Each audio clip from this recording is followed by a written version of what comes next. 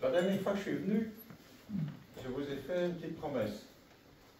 Je vous ai donné le thème de la prédication d'aujourd'hui. Est-ce qu'il y a quelqu'un qui s'en souvient? J'avais pas beaucoup d'espoir, hein, mais bon. On ne sait jamais. Je sais, moi. Oui, mais toi, c'est parce que je viens de le dire à moi. Nous, on peut tricher, donc on va essayer. Oui, toi, tu sais aussi. Parce que... Alors, cette prédication, je l'ai intitulée Clin d'œil de Dieu. Les clins d'œil de Dieu. Vous savez ce que c'est que les clins d'œil? Ok. Je vais développer, vous comprendrez mieux là où je veux en arriver. La vie est un long fleuve tranquille. Vous êtes d'accord avec ça? Non. D'accord. Là, j'avais un collègue, moi, qui souvent répétait cette phrase. La vie est un long fleuve tranquille. C'était une affirmation quand tout allait bien, et c'était aussi un encouragement quand ça n'allait pas bien. La réalité est souvent plus difficile. On doit faire face à la maladie, au deuil,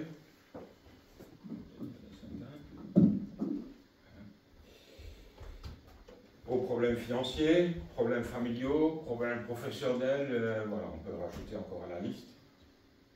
Ces dernières années, on a connu le Covid qui s'est invité chez nous, qui a changé pas mal notre façon de vivre. Ensuite, il y a eu les problèmes d'inondation, maintenant les problèmes de guerre en Ukraine, en Israël, enfin bon, voilà, ça y a des festivités un peu dans tous les coins, de plus en plus. Parfois, dans la vie, on a l'impression d'être dans un tunnel où il n'y a pas d'électricité et où on ne voit pas la fin. C'est tout noir. Nous sommes chrétiens, croyant en Dieu, croyant en Jésus, mais ça n'enlève pas les épreuves, ça n'enlève pas non plus les difficultés. Et parfois, on perd pied. On a du mal à voir la solution.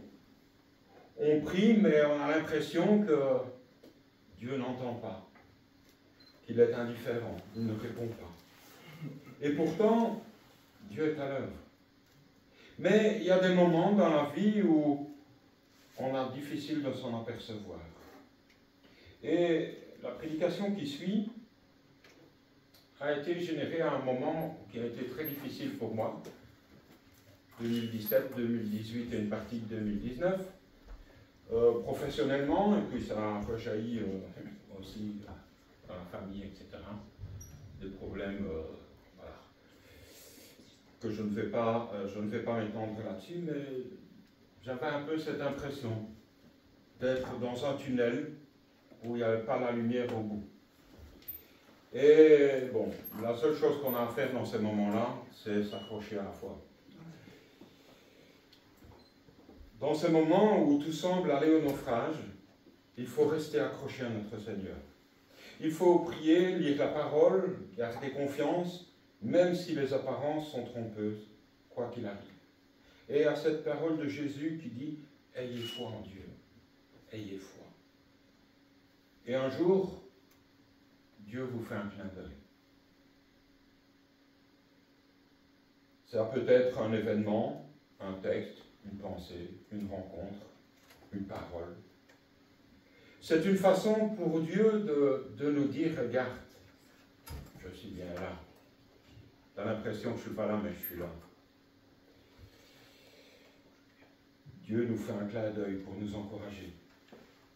Et cette prédication, l'idée de cette prédication est née dans une période où il n'était pas bonne pour moi. J'ai attrapé des problèmes de santé suite à ces problèmes professionnels, etc. Et ça a été très compliqué. Et j'ai pensé, 3 récits dans la Bible m'ont beaucoup aidé, entre autres. Il y a eu d'autres versets, etc. Mais 3 récits. 3 récits où, pour certaines personnes, c'était un peu comme un tunnel, où il n'y a pas de lumière. Et le clin d'œil de Dieu, c'est quelque part, essayez d'imaginer, il fait tout noir, et puis à côté de vous, il y a quelqu'un qui craque une allumette. Il est là. On croit que Dieu est loin. Non, non, il est là. Il est avec moi. Il est en train de traverser le tunnel avec moi, avec chacun d'entre nous dans ce moment.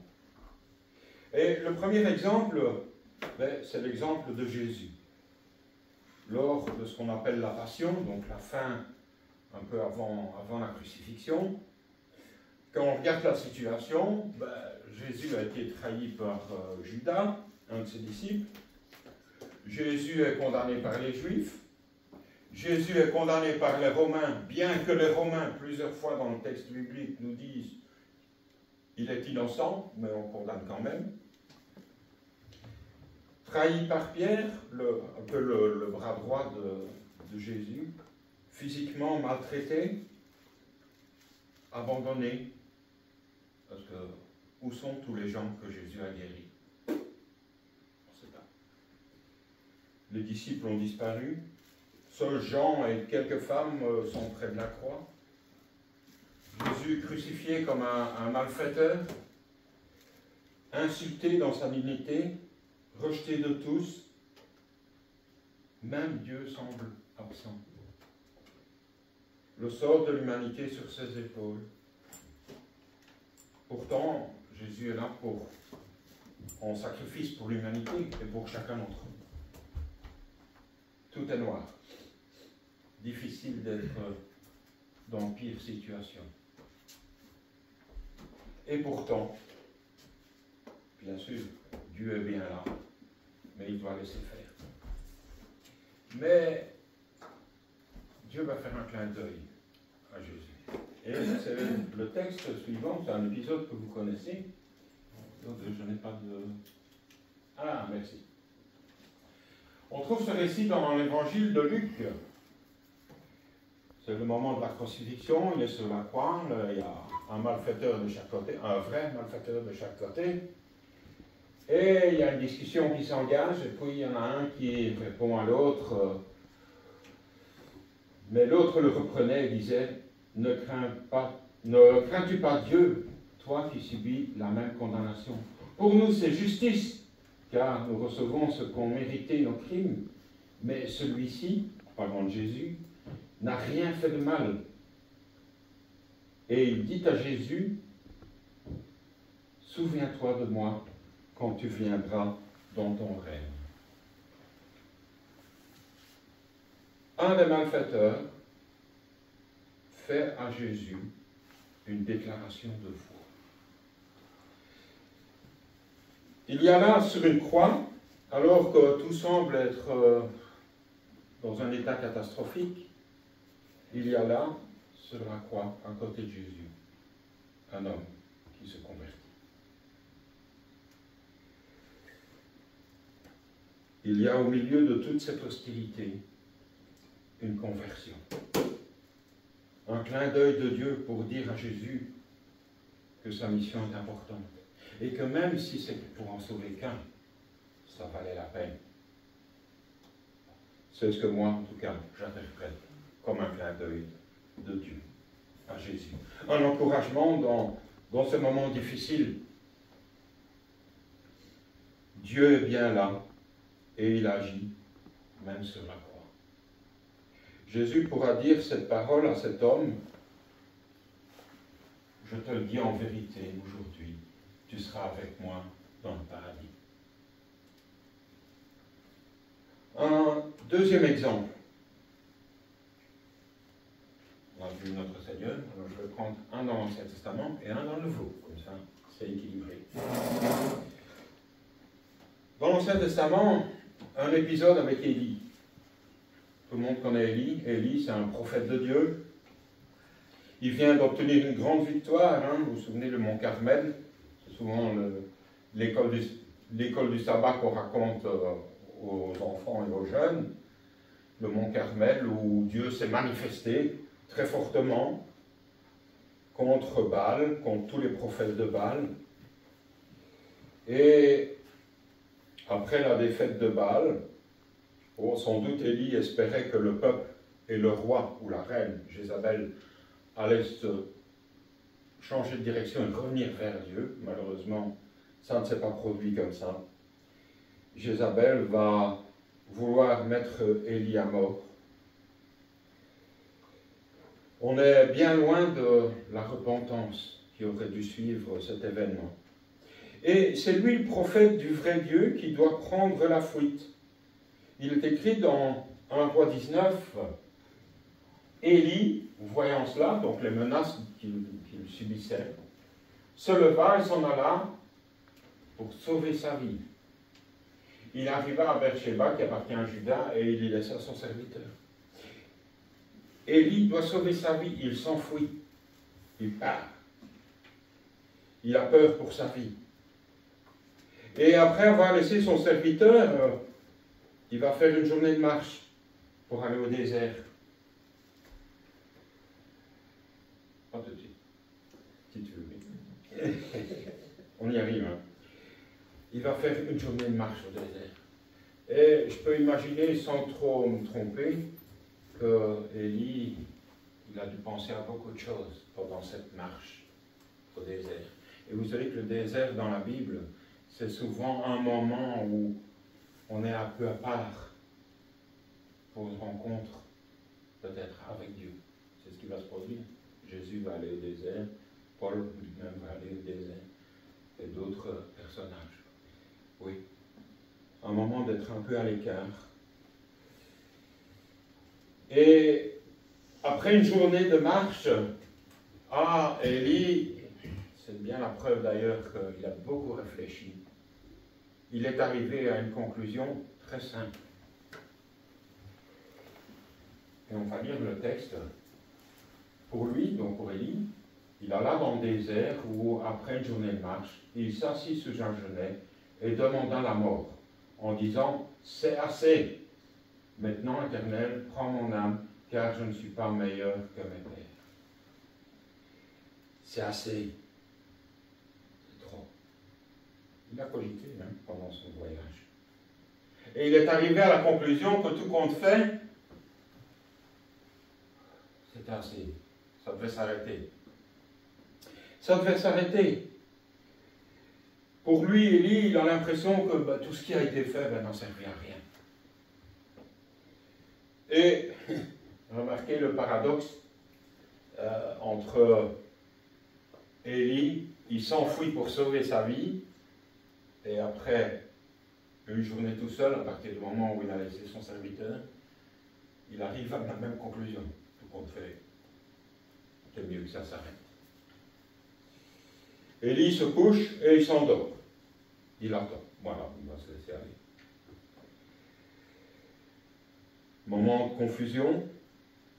En effet, il s'enfuit pour échapper à la mort et en final, c'est lui qui la demande. Aujourd'hui, les psychologues ou les psychiatres diraient que Élie est en dépression profonde.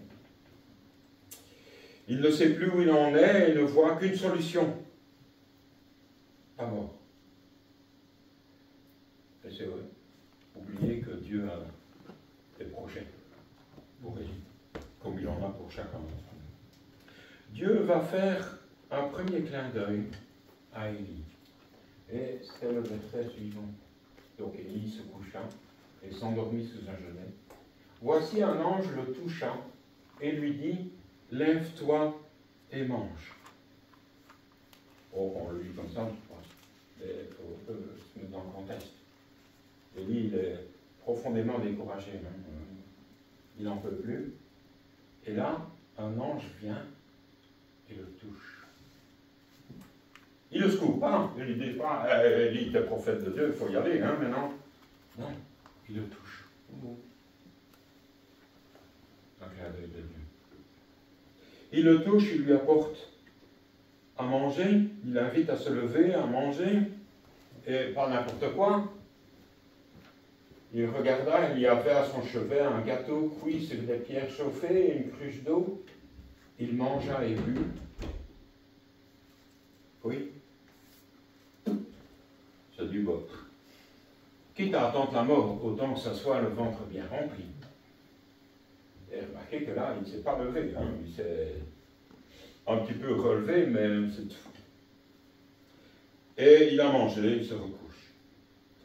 Et le verset 7 nous dit, l'ange de l'Éternel vint une seconde fois et le toucha.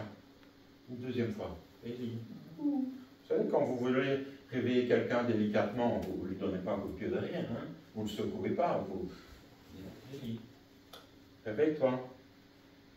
Et l'ange va intervenir une seconde fois, et toujours avec autant de délicatesse. Il le touche pour le réveiller. Il invite à se lever, à manger, à boire, car il a un long chemin à faire. Il doit encore cheminer. Le verset 8 nous dit, il se leva. Vous voyez, cette fois-ci, il se lève. Il se leva, mangea et but. Et, avec la force que lui donna cette nourriture, il marcha 40 jours, 40 nuits, jusqu'à la montagne de Dieu, à Horeb. Élie va se lever, se restaurer et partir à la rencontre de Dieu. En effet, Dieu a quelque chose à lui dire. Et c'est le verset 9. Et là, il entra dans la caverne, donc toujours Élie, et il y passa la nuit. Et voici la parole de l'Éternel lui fut adressée en ces mots.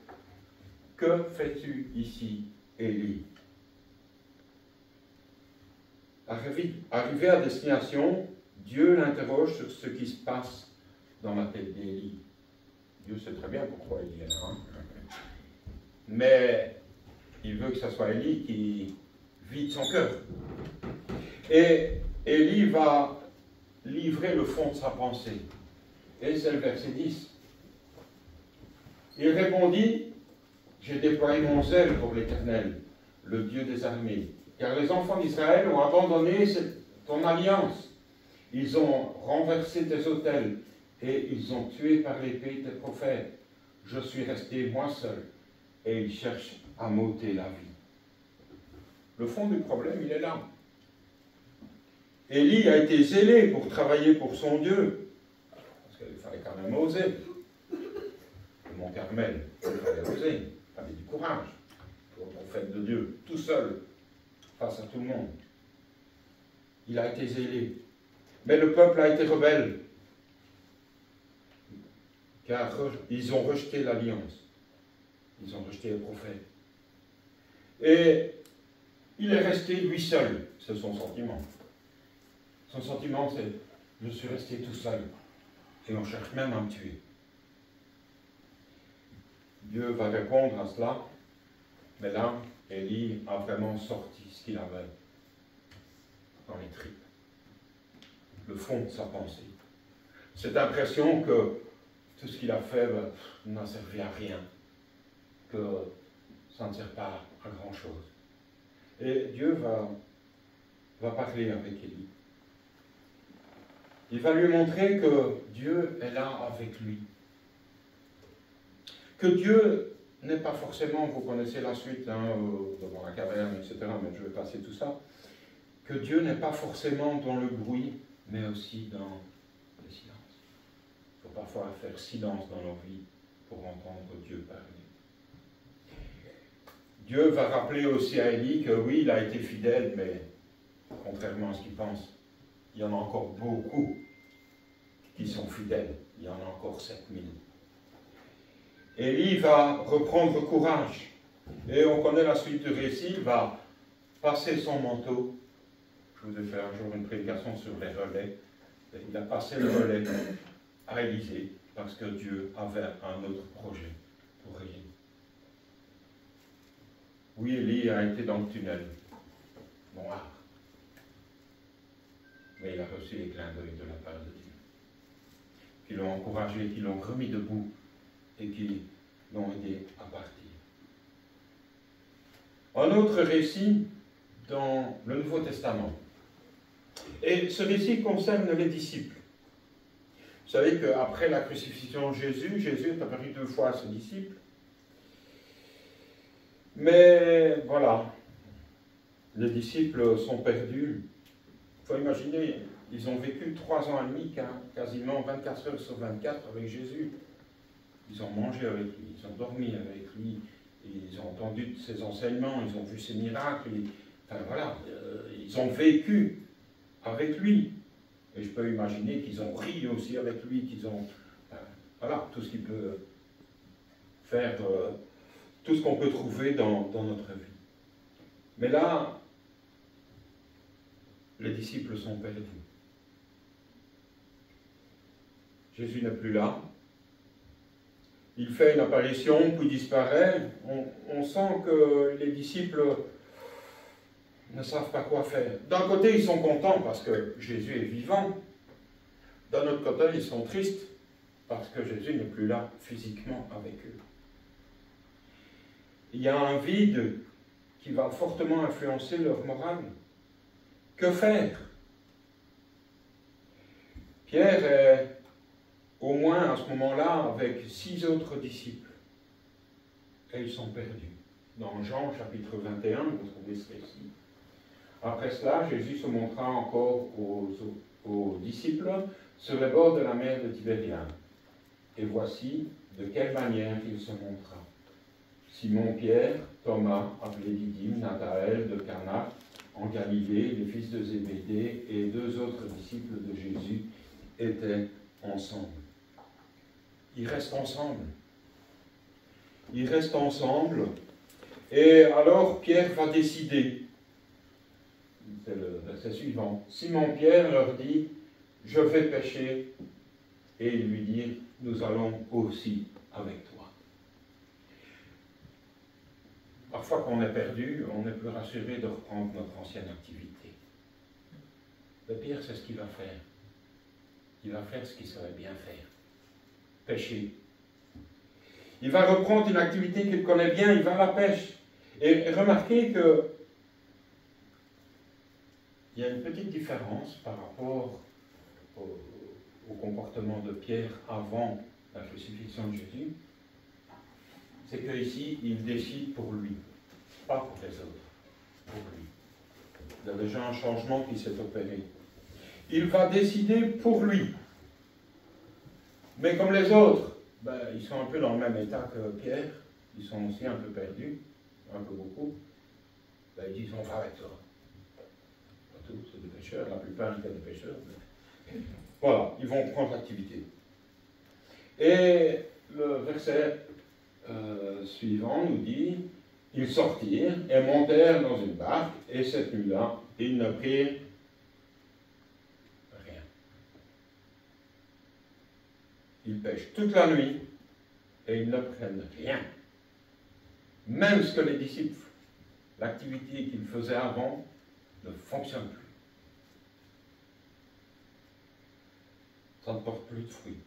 Décidément, on dirait aujourd'hui, plus rien qui va. Rien ne va plus. Mais le récit continue. Le matin étant venu, Jésus se trouva sur le rivage, mais les disciples ne savaient pas que c'était Jésus. Jésus leur dit, « Enfants, n'avez-vous rien à manger ?» Et ils répondirent, « Non. » Au matin, ils voient un homme sur le rivage, mais ils ne reconnaissent pas Jésus. Ils ne le reconnaissent pas parce qu'ils ne s'entendent pas non plus à ce que ça soit lui. Comme les disciples d'Emmaüs n'ont pas reconnu tout de suite Jésus. Et ils sont au fond du panier. Et là, Jésus va leur dire, jetez le filet du côté droit de la barque et vous trouverez. Ils le jetèrent donc et ils ne pouvaient plus le retirer à cause de la grande quantité de poissons. L'homme leur donne un conseil qu'ils vont suivre. Bon, après tout, il ne risquait plus grand-chose. Hein. Et là, surprise, le filet est tellement plein qu'ils ont du mal à tirer le filet. C'est alors qu'un des disciples va reconnaître Jésus. C'est Jean. Verset suivant, s'il te plaît. Alors le disciple que Jésus aimait dit à Pierre, c'est le Seigneur. Et Simon-Pierre, dès qu'il eut entendu que c'était le Seigneur, mit son vêtement et sa ceinture car il était nu et se jeta dans la mer. Pierre était tellement découragé qu'il avait même perdu sa dignité. Il était nu au milieu d'eux autres.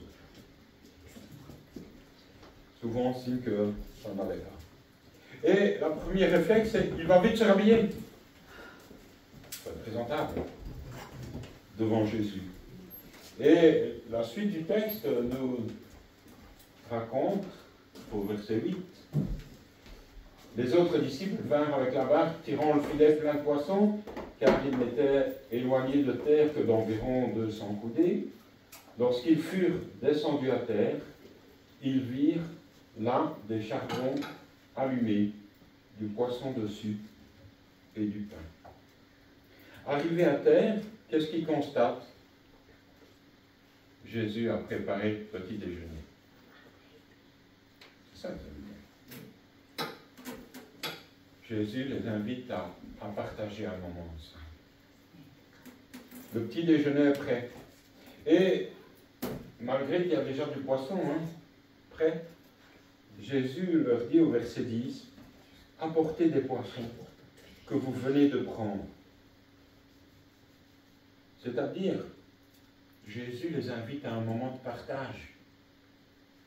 Jésus a préparé les choses, mais il dit aux disciples, vous aussi vous avez peut-être quelque chose à apporter. Et on va partager ce moment. Ils vont partager le repas. Et ça me fait penser à une parole de l'Apocalypse. Vous savez? Je frappe à la porte.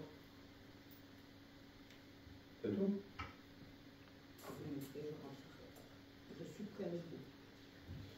À celui qui m'ouvre, je souperai avec lui et lui avec moi. Partage. Moment de partage. Jésus va aussi rappeler leur mission à eux, les disciples, qui doivent reprendre un peu le flambeau pour propager l'évangile, propager la bonne nouvelle partout. Oui. L'histoire nous montre que les disciples ont repris la mission.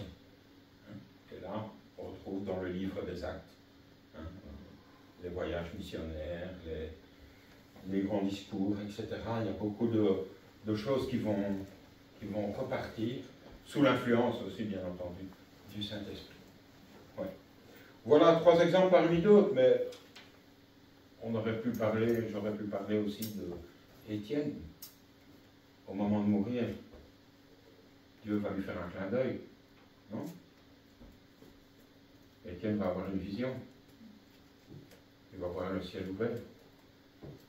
Tous des moments où on pourrait encore parler de Gédéon et encore d'autres personnages.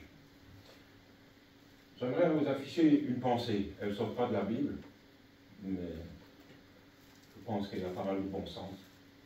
Il est facile d'adorer Dieu quand tout va bien dans ta vie. Mais la vraie foi, c'est d'avoir confiance en Dieu, même quand tout s'écroule.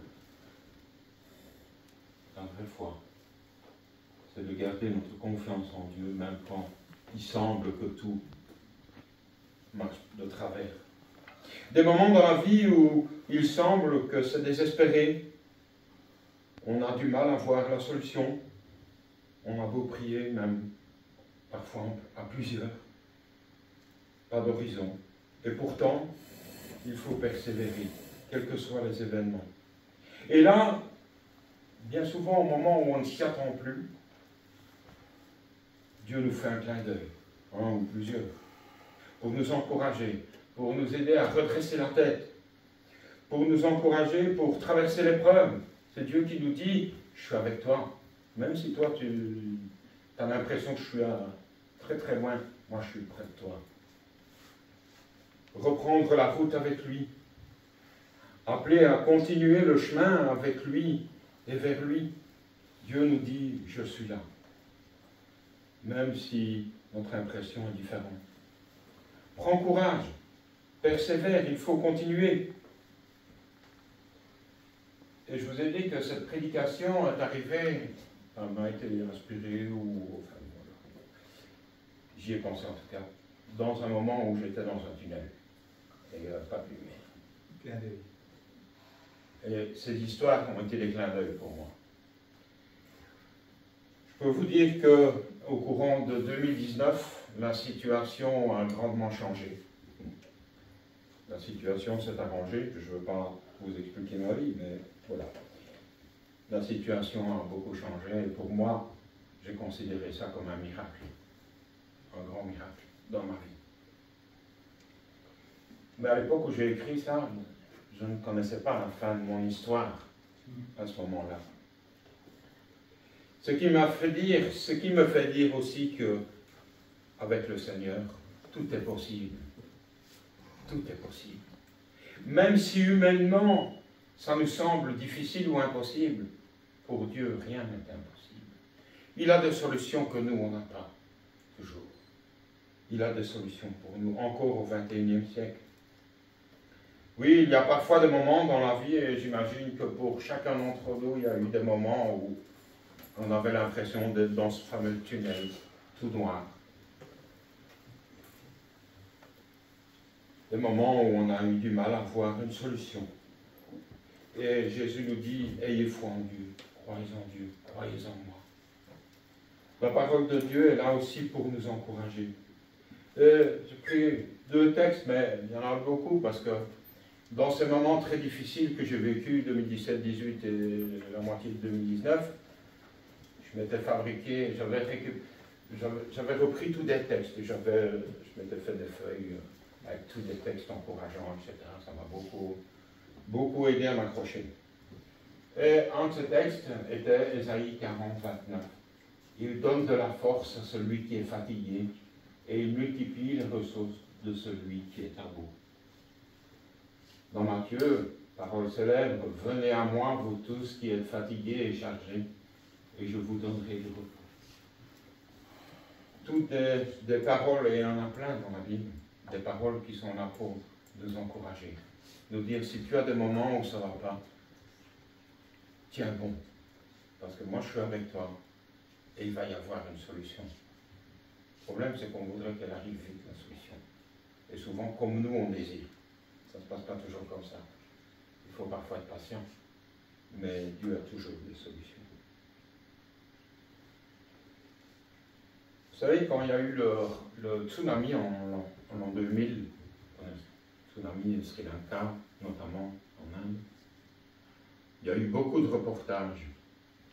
Et il y avait beaucoup une question qui revenait, c'est où est Dieu dans tout ça? Il a laissé faire. Pour beaucoup de gens, Dieu n'existait pas, parce que voilà, il s'était passé ça. Et un jour, je suis tombé sur un reportage avec une dame, une chrétienne, et celui qui l'interviewait lui a demandé « Et où était Dieu dans tout ça, devant cette catastrophe ?» Et la femme, elle a répondu « Dieu, il était dans les secours. » Si vous vous rappelez, à l'époque, il y a eu des grands élans de secours, etc. Et j'ai trouvé cette parole magnifique. Dieu, il est dans les secours. Si vous êtes dans une difficulté ou dans des difficultés, je vous encourage à rester accroché à Dieu. Priez, lisez des versets qui vous font du bien, persévérez, accrochez-vous. Parce qu'il y a toujours une lumière au bout du tunnel. Dieu va agir à sa façon, à sa vitesse. C'est vrai que l'attente peut parfois sembler longue. C'est vrai.